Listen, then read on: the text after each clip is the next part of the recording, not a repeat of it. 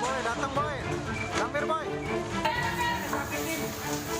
Empat rumah warga ini ludes terbakar di kawasan padat penduduk di Klender Duren Sawit, Jakarta Timur, Senin pagi. Petugas pemadam kebakaran yang tiba di lokasi langsung berjibaku memadamkan api. Api berhasil dipadamkan 1 jam setelah 11 unit mobil pemadam dikerahkan untuk memadamkan api.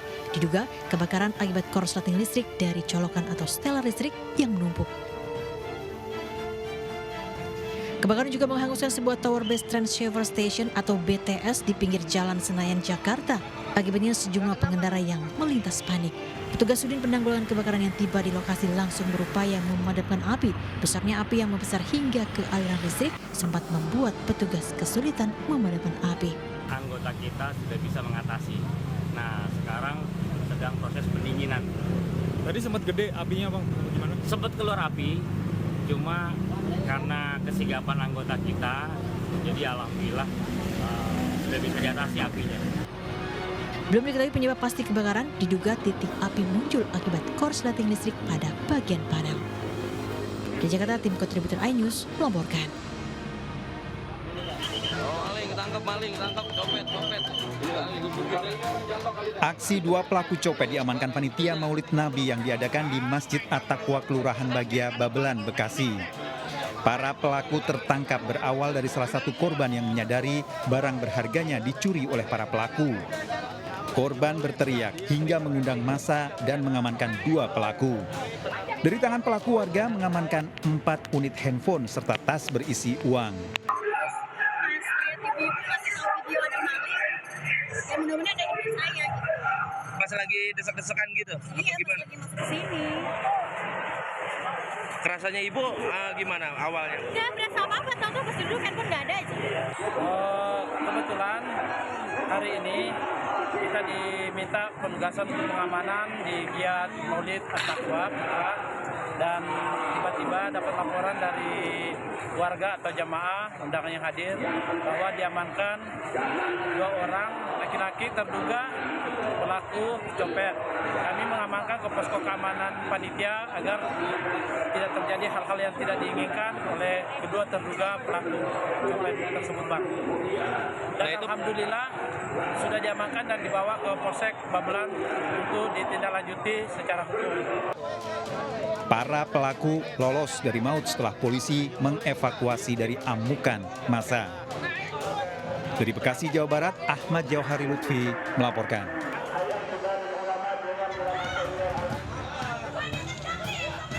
Sejumlah warga menggeruduk tempat hiburan malam di kawasan Solo Baru, Desa Langenharjo, Grogol, Sukoharjo. Warga yang tinggal tepat di belakang merasa terganggu dengan suara bising. Kedatangan warga untuk meminta tempat hiburan malam menghilangkan suara yang masuk ke rumah warga. Suaranya itu masuk ke dalam rumah mereka, sehingga sangat mengganggu. Dan ini sudah berjalan cukup lama, sudah berjalan 1 tahun. Mereka berjanji untuk renovasi, ternyata suara ini masih masuk. Sehingga mereka tidak bisa beristirahat dengan baik sampai Bu Dewi itu sakit, dia pernah masuk ke rumah sakit karena kurang tidur. Sementara tempat hiburan malam telah melakukan renovasi agar tidak menimbulkan suara bising. Pihak Ivori itu sudah mengundang warga belakang untuk mengecek desibel suaranya itu mengganggu atau tidak. Itu bersama DLH, bersama camat, bersama lurah, Bupapolsek, komplit semuanya. Ya. Hingga saat ini perselisihan warga dan tempat hiburan belum dapat diselesaikan. Dari Solo, Jawa Tengah, Septiantoro melaporkan.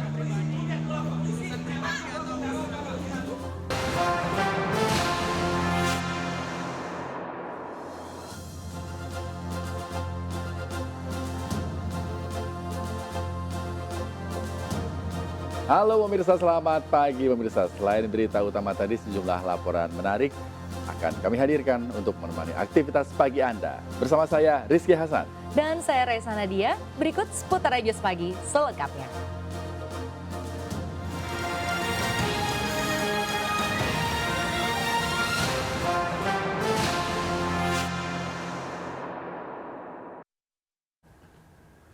Pemirsa, manajer sepak bola PON Sulawesi Tengah menilai wasit yang memimpin laga Aceh versus Sulawesi Tengah bermental merusak sepak bola Indonesia. Tim sepak bola Sulawesi Tengah berharap kepada PSSI segera mengambil sikap tegas memberikan hukuman serta mencabut lisensi wasit kontroversial Eko Agus Sugiharto.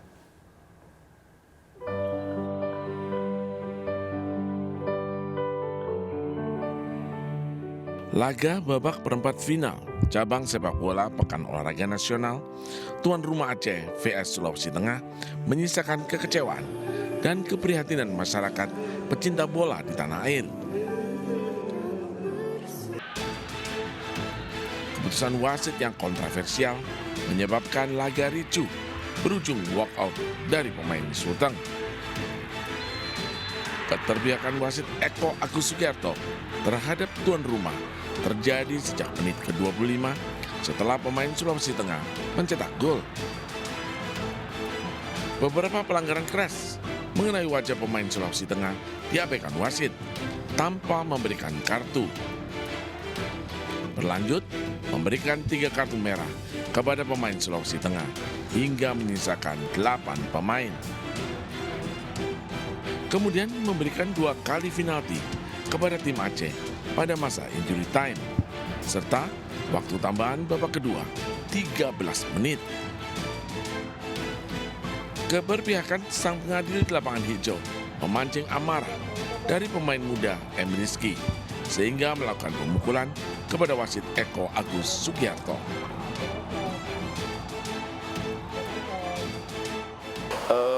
Saya berharap juga kepada komisi yang menangani referee perwasitannya agar melakukan evaluasi, melakukan tindakan terkait dengan apa yang sudah dilakukan oleh wasit. Itu yang kami harapkan. Buntut dari kerusuhan tersebut, manajer, pelatih dan ofisial tim sepak bola PON Sulawesi Tengah meminta Komisi Disiplin PSSI agar memberikan sanksi tegas kepada wasit. Dari Banda Aceh, Sukri Sarifudin melaporkan. Pemirsa, tim Provinsi Jawa Timur mengalahkan Aceh 3-2 dalam laga semifinal cabang olahraga sepak bola PON 2024. Di partai final, Jawa Timur akan menghadapi Jawa Barat yang sebelumnya sukses menaklukkan Kalimantan Selatan lewat drama adu penalti.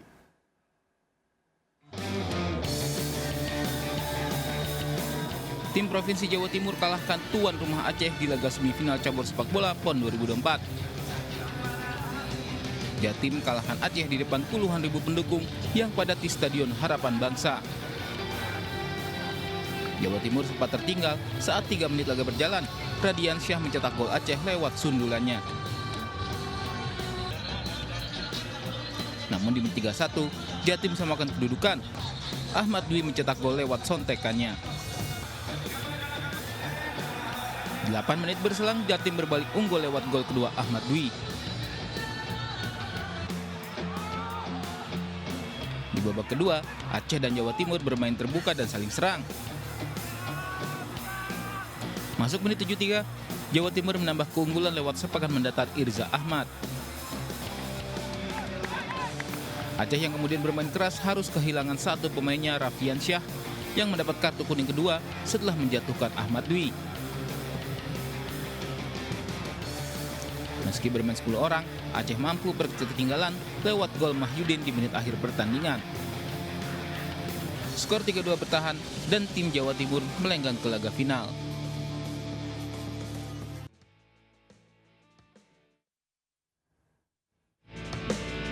Pertarungan sengit terjadi di laga semifinal PON lainnya antara Kalimantan Selatan kontra Jawa Barat.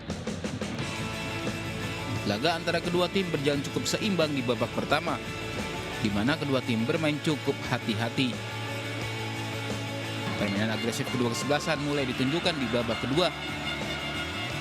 Sejumlah peluang didapat namun tetap tidak ada gol yang tercipta. Laga pun berlanjut ke babak tambahan. Di 2 kali babak tambahan situasi pun tidak berubah karena gol yang dinantikan kedua kesebelasan tak kunjung tercipta. Laga berlanjut ke babak adu penalti. Lewat drama adu penalti, 5 eksekutor Jawa Barat sukses menjalankan tugasnya.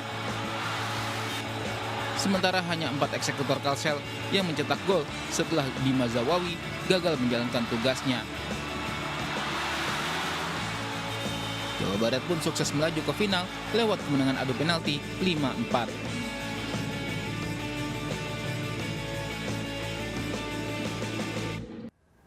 Pemirsa, dugaan kecurangan yang dilakukan wasit pertandingan juga terjadi di laga tinju PON 2024. Wasit Roy Kewane dianggap memihak petinju tuan rumah Sumatera Utara saat melawan petinju Lampung. Panitia pun menonaktifkan Roy Kewane karena sudah 2 kali mengeluarkan keputusan kontroversial.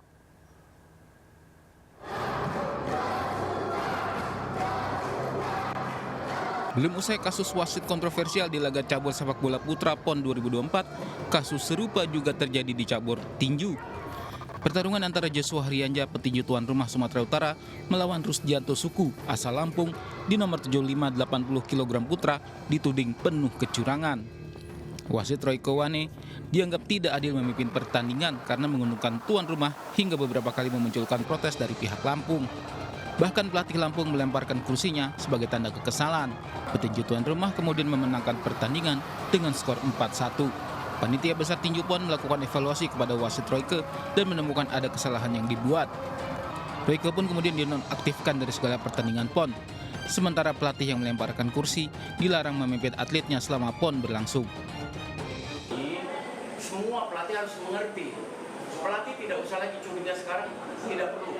Tanpa pelatih komplain, semua wasit hakim yang tidak menjalankan kinerjanya dengan baik dan benar sesuai aturan, kita suspek. Tanpa dikomplain siapapun.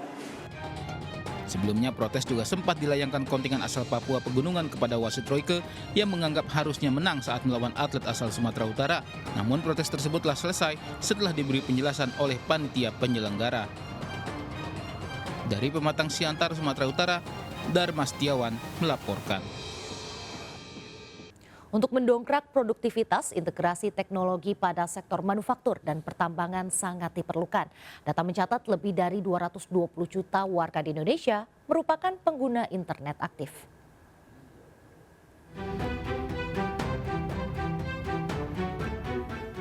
Bertempat di Gedung Kementerian Komunikasi dan Informatika, Menteri Komunikasi dan Informatika Budi Aris Setiadi membuka Digital Nation Summit. Integrasi teknologi pada sektor manufaktur dan pertambangan diperlukan untuk dapat mendongkrak produktivitas.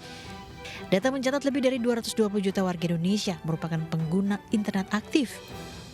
Today's summit serves as the unique opportunity to explore the future of the digital transformation in the manufacturing and mining sector.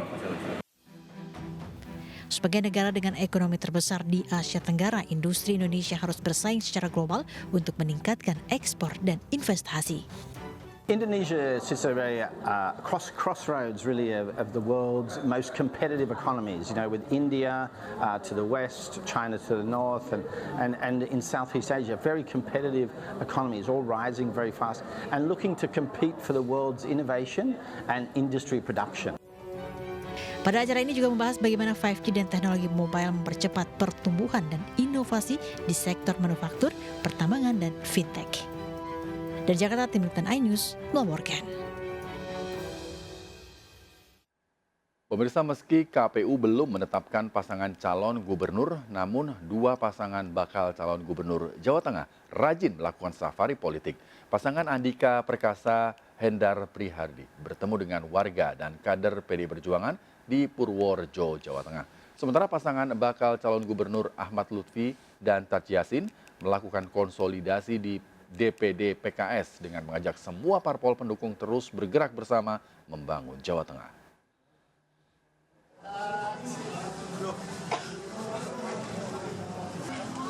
Menjelang kontestasi Gubernur Jawa Tengah, bakal pasangan calon Andika Perkasa dan Hendar Prihardi melakukan safari politik ke Kabupaten Purworejo, Jawa Tengah. Bersama istri, kedua pasangan melakukan pertemuan dengan ratusan kader dan simpatisan PDI Perjuangan. Terkait hasil survei, pasangan ini meyakini masih cukup waktu untuk terus berjuang meraih simpati masyarakat. Ya, itu adalah hasil survei mereka. Kami pun juga akan terus berusaha. Pasti kalau ada kekurangan-kekurangan yang harus dievaluasi. Dan yang terpentingan kita masih punya waktu untuk memperbaiki. Pasangan bakal calon lainnya Ahmad Lutfi dan Taji Yasin melakukan konsolidasi di DPD PKS Jawa Tengah. Mantan Kapolda Jawa Tengah mengajak semua partai politik pendukungnya terus bergerak bersama untuk membangun Jawa Tengah.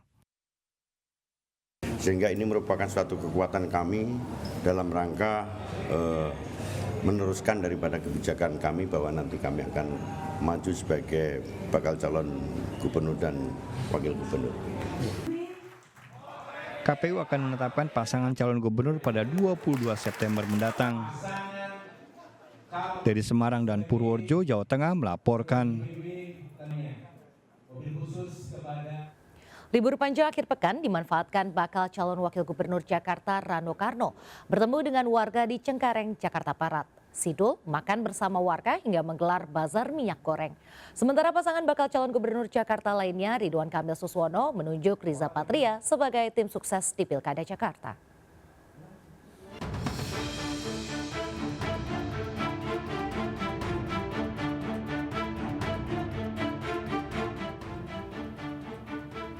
Bertempat di RW 16 Cengkareng Timur, Jakarta Barat, bakal calon gubernur Jakarta Rano Karno menemui warga. Kedatangan Sidul untuk mendengarkan langsung keluhan warga. Mantan gubernur Banten ini juga menyempatkan makan bersama warga dan menggelar bazar minyak goreng. Waduh, alhamdulillah nih, ya bukan takabur tapi semakin yakin minimal kita nenamu diterima itu aja udah bagus. Nenamu diterima itu udah bagus. Nah artinya inilah adab Betawi, datang kita kasih kabar, kita datang nenamu nih, oh udah datang deh Dul. Bahkan kita disediain pecak. Nah Betawi 2 tuh, kalau udah disediain jengkol mau pecak, insya Allah didukung.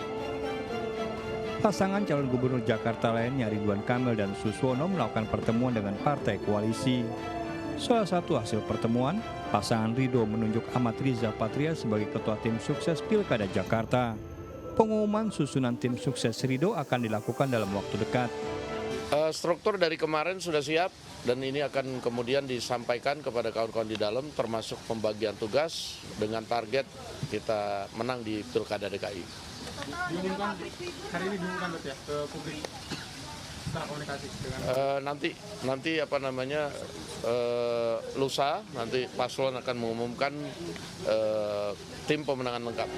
KPU akan menetapkan pasangan calon gubernur pada 22 September mendatang.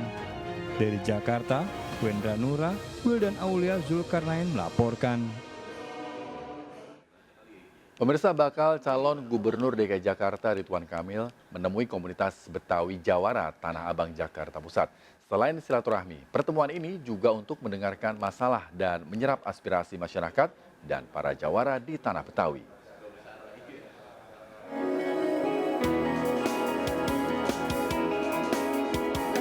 Kedatangan bakal calon gubernur DKI Jakarta Ridwan Kamil disambut meriah warga di wilayah Pasar Kambing Kebun Melati Tanah Abang, Jakarta Pusat. Bahkan, Kang Emil mendapat sambutan khas Betawi, yakni palang pintu dari komunitas Betawi Jawara. Kedatangan mantan gubernur Jawa Barat ini untuk bersilaturahmi sekaligus menyerap aspirasi dan belanja masalah untuk menyempurnakan visi misinya dalam membangun kota Jakarta lebih baik lagi. Jakarta boleh jadi kota global, tapi sejarah jangan dilupakan, apalagi Tanah Abang dianggap pusat ya dari tahun 16 tahun 17-an sekian sudah ada kegiatan keekonomian di sini, yaitu hewan ternak, karena masyarakat Betawi saat itu banyak pedagang kambing, mohon dilestarikan. Dalam pertemuan ini RK juga berkomitmen akan melibatkan masyarakat dalam membangun kota Jakarta, sehingga dapat menciptakan kota yang aman, nyaman, dan berbudaya. Dari Jakarta, Wenda Nura, Abdul Roshid, iNews melaporkan. Pemirsa, bakal calon gubernur Nusa Tenggara Barat Siti Rohmi Jalilah menghadiri event budaya Presean di Kabupaten Lombok Tengah, Nusa Tenggara Barat. Kehadiran Siti Rohmi sebagai bentuk dukungan dalam melestarikan adat dan budaya.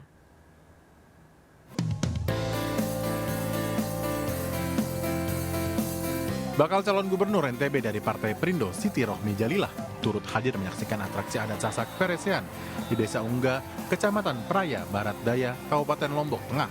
Di hadapan ribuan masyarakat, Siti Rohmi yang juga Ketua Dewan Pertimbangan DPW Partai Perindo NTB ini juga mencoba keseruan adu ketangkasan keresehan. Selain mengajak masyarakat untuk ikut melestarikan budaya sebagai aset daerah, Wakil Gubernur NTB 2019-2024 ini juga mendorong kaum muda termotivasi dengan nilai sportivitas yang terkandung dalam atraksi budaya Sasak ini. Ini salah satu budaya yang harus kita pertahankan ya. Dan ini juga mengajarkan sportivitas. Mereka setelah pressure itu setelah itu pelukan. Ya, jadi di situ nilainya. Dan saya ingin seluruh masyarakat muda, terutama anak mudanya termotivasi dengan itu. Sementara itu, tim relawan Rohmi Firin optimis pencapaian suara Bacagub NTB Siti Rohmi Jalila bersama Bacawagub NTB Musyafirin di Kabupaten Lombok Tengah dapat melebihi target hingga 200.000 suara. Dari hasil survei ya mungkin kita masih di tataran 20-30%. Tapi ini fluktuatif lah. Nanti kita lihat perkembangannya. Karena kami sangat optimis Rohmi Firin ini melampaui target kita di Lombok Tengah yaitu 200.000 suara. Pasangan Rohmi Firin dengan jargonnya NTB maju dan berdaya saing berkomitmen memajukan NTB dalam berbagai sektor seperti peningkatan kualitas SDM, pendidikan, kesehatan, dan peningkatan kesejahteraan ekonomi kerakyatan. Dari Kabupaten Lombok Tengah, Emma Widiati News melaporkan. Central Park menggelar acara bertajuk Festive 15 Park dalam rangka merayakan ulang tahun ke-15 dan ulang tahun Neo Soho Mall yang ke-8. Acara digelar di Tribeca Park, Jakarta Barat.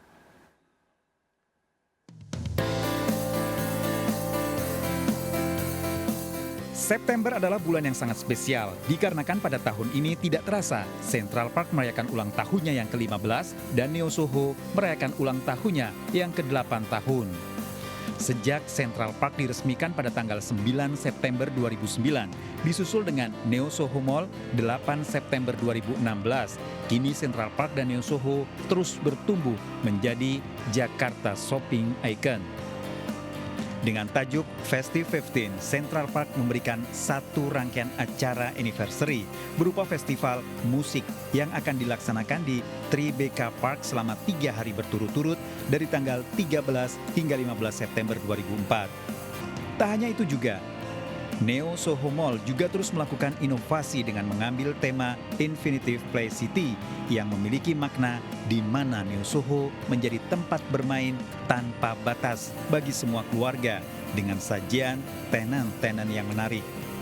Selain itu, di September ini Central Park Mall merayakan Tribeca Festival, yaitu musik festival untuk pertama kalinya di Tribeca Park dengan konsep musik, fruit and play, dengan musisi-musisi legendaris dan pilihan kuliner yang menarik dari tenan-tenan Central Park dan Neo Soho.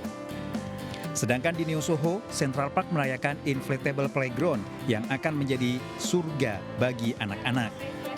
Tak hanya berbagai macam acara menarik, Central Park Mall juga mengadakan berbagai program belanja yang seru. Tempat yang paling enak ya untuk dikunjungi pengunjung gitu ya, terutama Tribeca, lokasi Tribeca. Kenapa kita mengadakan di outdoor?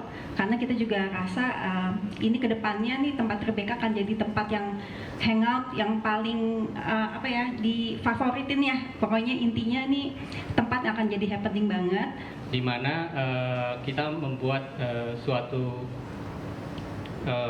virtual assistant yang menirikan interaksi antara customer service dengan pelanggannya. Jadi di Central Park ini kita memiliki Ava yang hari ini sudah di soft launch. Jadi Ava ini bisa berinteraksi dengan pelanggan-pelanggan dengan cara teks, video maupun dengan audio. Dari Jakarta, Rizky Ihwal dan Dede Rudi melaporkan. Artis presenter Irfan Hakim bersorak-sorai saat buah hatinya meraih medali emas dalam PON ke-21 Aceh, Sumatera Utara. Irfan Hakim bersorak-sorai saat buah hatinya meraih medali emas tersebut. Informasi ini pemirsa akan kami hadirkan sesaat lagi. Tetaplah bersama kami.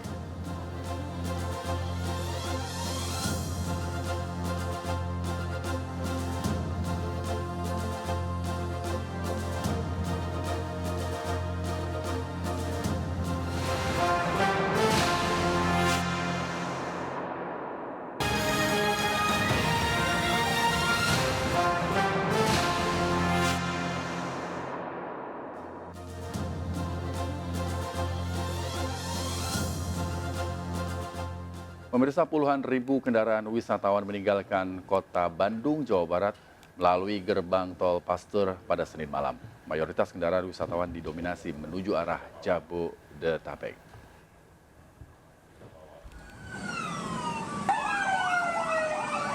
Arus lalu lintas di Jalan Terusan Pasteur, Kota Bandung, Jawa Barat dipadati ribuan kendaraan.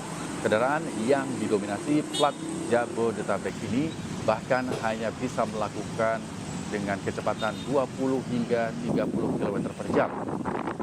Data dari Jasa Marga, kepadatan arus kendaraan ini terjadi sejak pukul 6 sore hingga pukul 7 malam.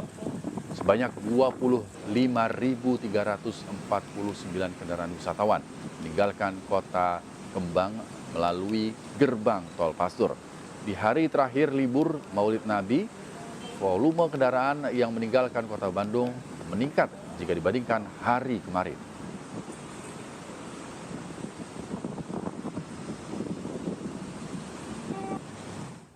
Pemirsa, semalam stasiun Pasar Senen padat oleh penumpang di masa arus balik libur panjang Maulid Nabi Muhammad. Sebanyak 37.000 orang tiba di Jakarta malam tadi. Puluhan ribu penumpang yang baru tiba dari sejumlah kota padati stasiun Pasar Senen di masa arus balik libur panjang. KAI Daob 1 Jakarta mencatat sebanyak 37.000 orang tiba di Jakarta. Jumlah tersebut meningkat dari minggu kemarin, yakni sekitar 25.000 penumpang. Penumpang yang tiba di Jakarta berasal dari sejumlah kota destinasi liburan seperti Malang, Surabaya, Solo, dan Yogyakarta. KAI memperkirakan jumlah penumpang datang di Jakarta pada hari ini mencapai 33.479 orang.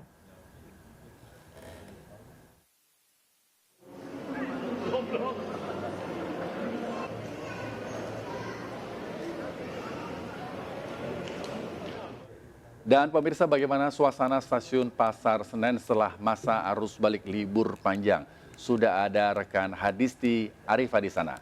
Ya, selamat pagi Hadisti, bagaimana kondisi kepadatan di stasiun Pasar Senen hingga kini?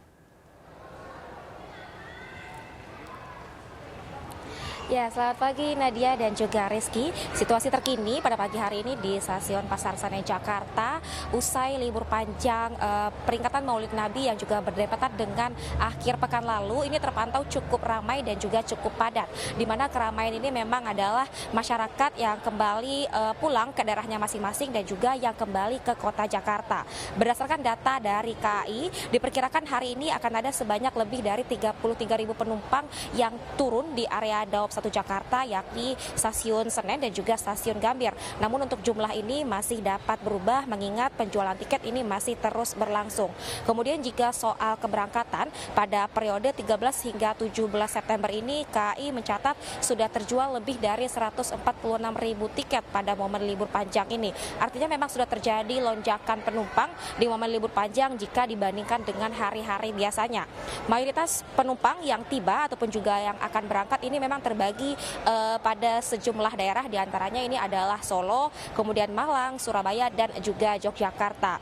Lalu untuk mengatasi kelonjakan ini, KAI ini memberikan upaya dalam bentuk menambah sebanyak 8 armada kereta yang beroperasi untuk diberangkatkan dari area Daob 1 Jakarta ataupun juga ini yang akan mengangkut kembali penumpang menuju ke area Daob 1 Jakarta.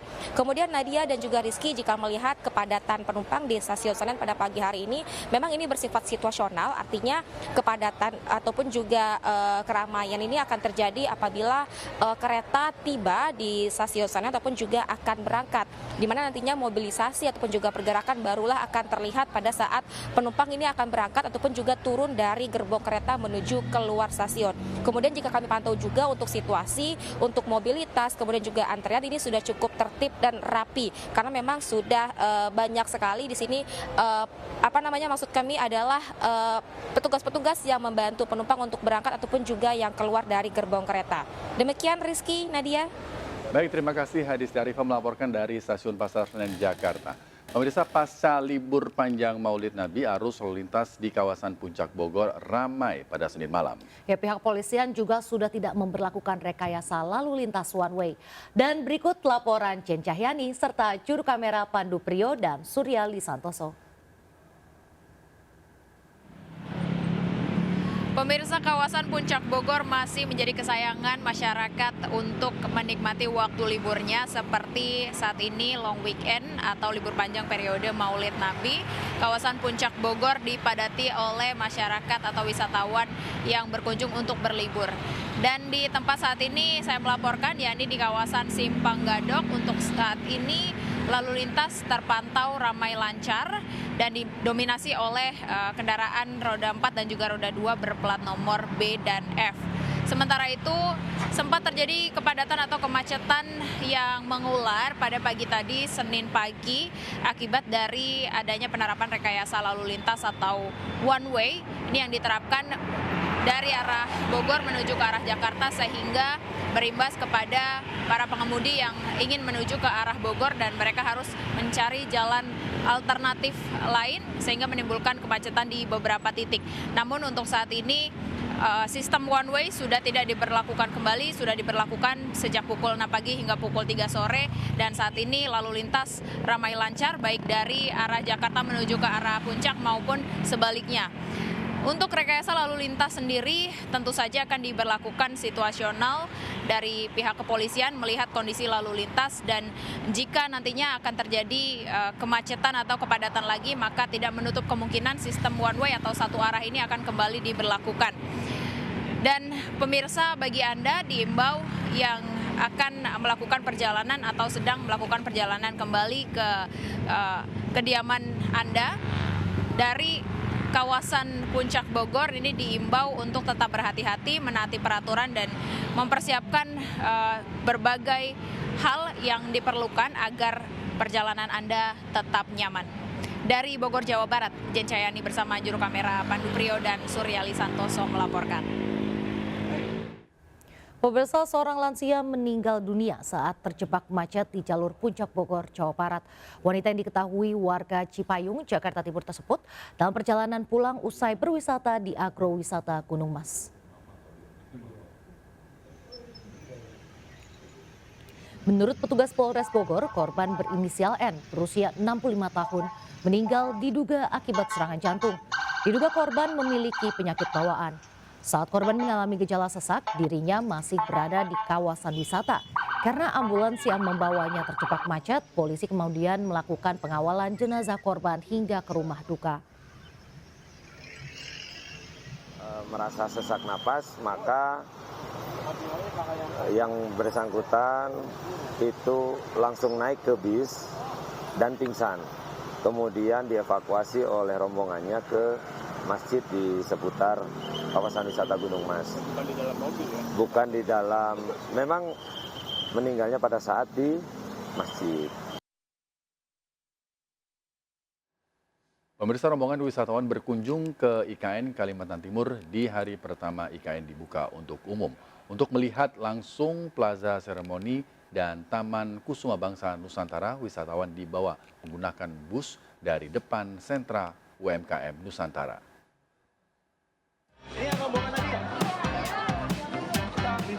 300 wisatawan berkesempatan mengunjungi kawasan ibu kota Nusantara Kalimantan Timur. Untuk mencapai komplek, kini para wisatawan yang sudah mendaftar melalui aplikasi Aino. Titik keberangkatannya dari halaman sentra UMKM Nusantara. Kunjungan ke IKN dibuka setiap hari dari pukul 9 sampai dengan pukul 17 waktu Indonesia Tengah. Selain melihat secara langsung pembangunan beberapa fasilitas maupun gedung, pengunjung bisa mengabadikan momen di area Plaza Seremoni serta Taman Kusuma Bangsa Nusantara. Senang banget karena kesempatan untuk melihat IKN secara langsung, melihat pembangunan ibu kota Nusantara di kota kami. Kalau menurut saya lumayan worth it karena saya dari Banjarmasin, mau ke sini cuman mau lihat IKN. Tips untuk berkunjung ke IKN, sebaiknya Anda mendaftar beberapa hari sebelum tanggal kedatangan. Karena antusias warga yang tinggi, kuota 300 pengunjung dengan cepat terpenuhi hanya dalam waktu singkat.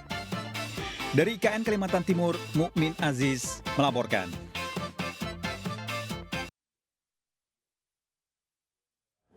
Pemirsa, Mobile Legends resmi menjadi salah satu game yang dipertandingkan dalam cabang olahraga e-sport di gelaran PON ke-21 Aceh Sumatera Utara. Tim e-sport Nusa Tenggara Barat berhasil mengalahkan tim Sumatera Barat dalam game Mobile Legends Bang Bang telak 2-0.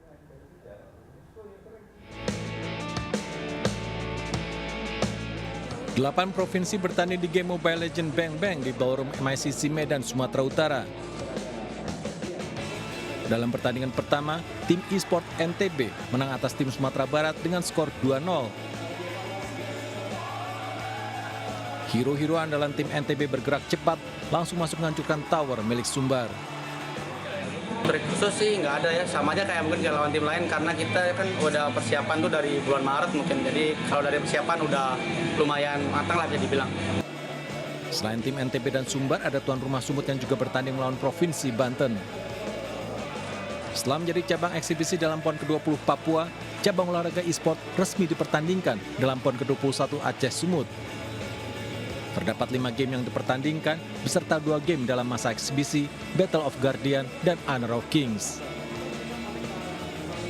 Dari Medan, Sumatera Utara, Ahmad Ridwan Nasution, iNews, melaporkan. Artis presenter Irfan Hakim bersorak-sorai saat buah hatinya meraih medali emas dalam PON ke-21 Aceh Sumatera Utara.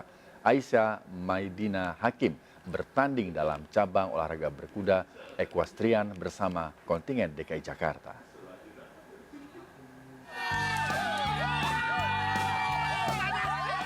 Irfan Hakim tak kuasa menahan kegembiraan saat buah hatinya, Aisyah Maidina Hakim, menyelesaikan semua rintangan dengan baik. Aisyah Maidina Hakim atau Aisyah Kem, putri pertama Irfan Hakim, mengikuti cabang olahraga berkuda equestrian dalam PON ke-21 Aceh Sumut.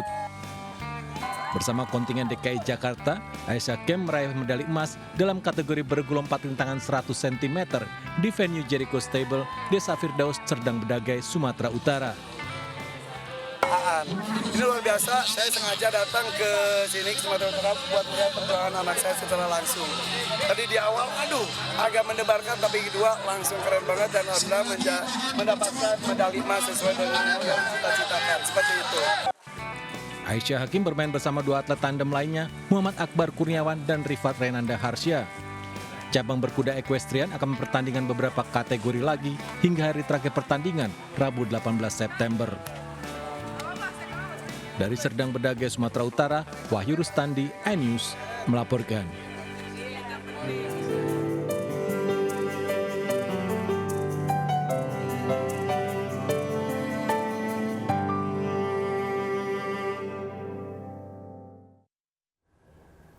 Rizky dan juga pemirsa, ribuan warga di Yogyakarta dan juga Solo, Jawa Tengah berebut gunungan dalam tradisi grebek mulut.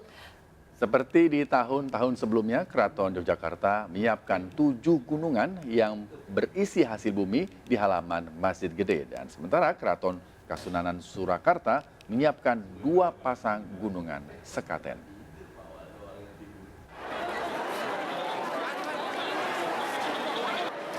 Ribuan warga berebut gunungan berupa hasil bumi di halaman Masjid Gede Keraton Yogyakarta.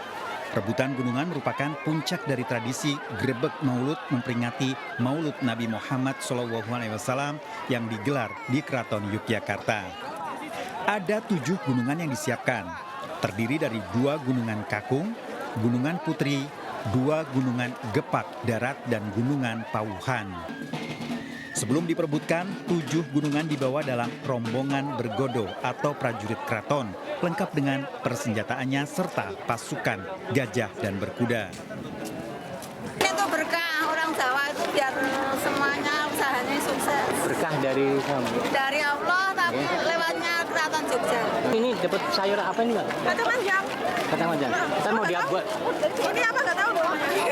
Dibuat apa ini, Mbak? Kacang sayur. Di Solo, Jawa Tengah, ribuan warga juga berebut untuk mendapatkan isi gunungan sekaten yang digelar Keraton Kasunanan Surakarta, Hadiningrat. Grebek gunungan sekaten terjadi saat doa masih dibacakan. Keraton Kasunanan Surakarta menyiapkan 2 pasang gunungan, jaler dan istri. Sepasang gunungan menjadi rebutan di area Komplek Keraton Surakarta. Sementara dua pasang gunungan lainnya dibawa ke depan keraton untuk diperebutkan warga.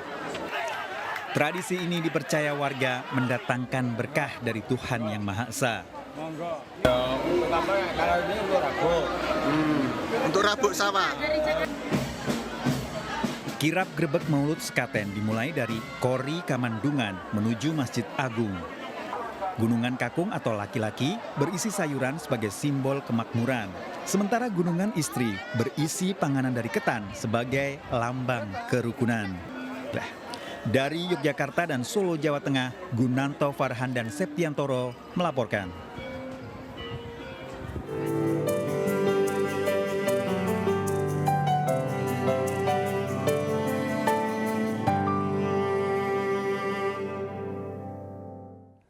Pemirsa, bakal calon gubernur Jakarta Ridwan Kamil memastikan politikus senior Gerindra Ahmad Riza Patria sebagai ketua tim pemenangan RK Suswono menggantikan Ahmad Sahroni yang sempat mundur.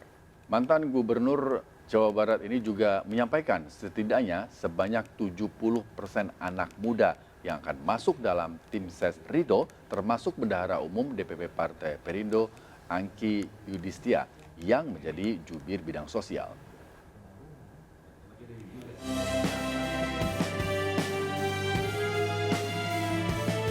Bakal calon gubernur Jakarta Ridwan Kamil bersama jubir tim ses Ridwan Suswono bidang sosial Angki Yudhistia menggelar kegiatan jalan sore bersama teman disabilitas. Mereka sempat menjelajah halte bus Transjakarta Tosari untuk memastikan pemanfaatan dan akses transportasi umum bisa lebih ramah disabilitas. Hari ini Pak Ridwan Kamil akan berbincang langsung dengan penyandang disabilitas, mendengarkan aspirasinya langsung di Transjakarta ini. Setelah ini nanti kita akan di suatu tempat, akan ada lebih banyak lagi teman-teman disabilitas yang ingin menyampaikan harapannya kepada Pak Ridwan Kamil. Selain itu, Kang Emil dan Angki juga melakukan dialog terbuka dengan para penyandang disabilitas Jakarta guna menyerap aspirasi untuk dapat diselesaikan pada saat kepemimpinan Ridwan Kamil dan Suswono jika terpilih nantinya. Terdapat sejumlah poin yang menjadi catatan penting mantan gubernur Jabar ini, diantaranya akses transportasi, kasus bullying, hingga peluang pekerjaan bagi disabilitas. Harapannya industri-industri Jakarta seadil-adilnya, karena jumlah golongan disabilitas juga banyak ya, kurang lebih ada ratusan ribu kalau tidak salah itu ya, kira-kira. Dan mendeklarasikan bahwa mereka adalah perusahaan yang adil, tidak diskriminatif terhadap pelamar kerja dari golongan disabilitas. Salah satunya dalam peraturan gubernur nanti diinovasikan seperti itu. Selama beliau memimpin di Kota Bandung, saya rasa beliau cukup kompeten untuk membangkitkan ekonomi disabilitas, karena kita memerlukan seorang pemimpin yang visioner. Dia bisa mengerti apa kebutuhan kita, apa yang menjadi kendala kita. Ridwan Kamil juga mengaku akan mempertahankan program yang dinilai baik dari gubernur sebelumnya sehingga kesetaraan inklusi sosial dapat berjalan tanpa adanya tebang pilih, khususnya bagi para penyandang disabilitas. Dari Jakarta, Rian Rahman, Leman, iNews melaporkan. Pemirsa, Lido Lake Resort by MNC Hotel dan MNC Peduli bekerja sama dengan PT Recycle Maggot Indonesia untuk mengelola limbah makanan. Upaya ini dilakukan untuk mengatasi persoalan sampah makanan dengan mengolahnya menjadi berbagai produk bermanfaat seperti pupuk dan pakan hewan ternak.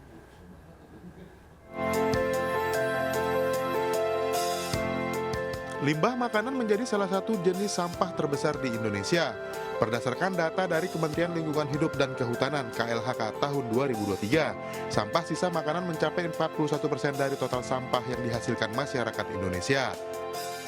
Mengatasi permasalahan limbah makanan, Lido Lake Resort by MNC Hotel dan MNC Peduli berkolaborasi dengan PT Recycle Maggot Indonesia untuk mengolah limbah makanan menjadi produk yang bermanfaat. Tak hanya berkontribusi menekan jumlah sampah organik yang dibuang ke tempat pembuangan akhir, nantinya sampah makanan yang berasal dari hotel yang dikelola MNC Land ini juga akan diolah menjadi pupuk untuk tanaman dan pakan hewan ternak. Kita rata-rata seminggu itu ada 500 kg sampah, jadi per bulannya rata-rata sekitar 4.000 sampai 4.500 kg sampah.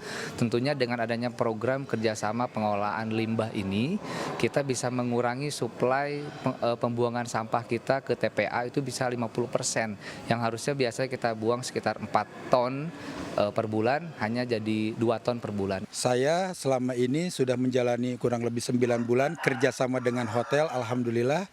Pakan ternak ini, Magot ini memang mengurai sampah organik yang jelas-jelas membantu kita sebagai peternak. Kolaborasi ini diharapkan dapat menjadi cara untuk mengatasi masalah sampah organik yang berada di Lido Lake Resort by MNC Hotel, sehingga tercipta kawasan yang bersih, sehat, dan bermanfaat bagi masyarakat.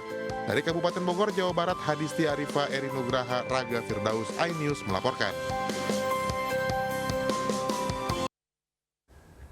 Pemirsa kami akhiri jumpa kita pagi ini. Saya Raisa Nadia. Dan saya Rizky Hasan. Selamat beraktivitas. Tetap semangat dan sampai jumpa.